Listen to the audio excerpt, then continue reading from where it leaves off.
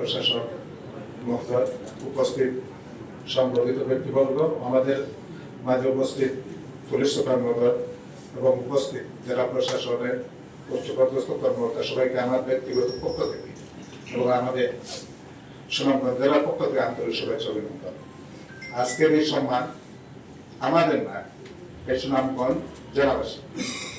তাই আগামীতে এই সম্মানটা যাতে আমরা জনপ্রতিনিধিরা ধরে রাখতে পারি, বিগত 12 ফেব্রুয়ারি নির্বাচন যে সফলতা এবং শান্তি শৃঙ্খলার মাধ্যমে আপনারা এই অনুষ্ঠিত হয়েছেন, আবার আমরা পক্ষ থেকে এই নির্বাচনে সফল করার জন্য আন্তরিকভাবে ধন্যবাদ।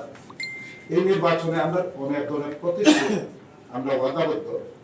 এই হাওড় অঞ্চল, সুনামগঞ্জ জেলাটি হাওড় অঞ্চল, পাশাপাশি ইদানিং আমরা দেখতেছি বিভিন্ন মাদক খুব প্রকটভাবে জিনিসটা আমরা ওয়াদাবদ্ধ। এই সুনামগঞ্জ থেকে এই মাদকটার উচ্ছেদ করা, সন্ত্রাস আছে, বিভিন্ন জায়গায় চাঁদাবাজি আছে, এগুলা নির্মূল করা, এগুলো আমরা ওয়াদাবদ্ধ।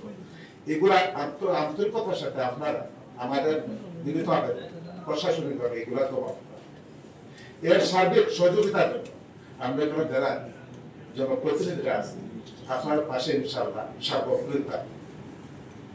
এটাই আমাদের বক্তব্য। আগামী বছরা যাতে আমাদের মাদক মুক্ত, সন্ত্রাস মুক্ত এবং চাঁদাবাজ মুক্ত হয়, আর উন্নয়নের প্রতিশ্রুতি আমাদের গভর্নমেন্ট নেতা তাই প্রমাণ দিয়েছে, যাতে তৃণমূল পর্যায়ে যাতে আমরা এর মাঝে আমাদের প্রতিশ্রুতির একটা লোক ফ্যামিলি কার্ড।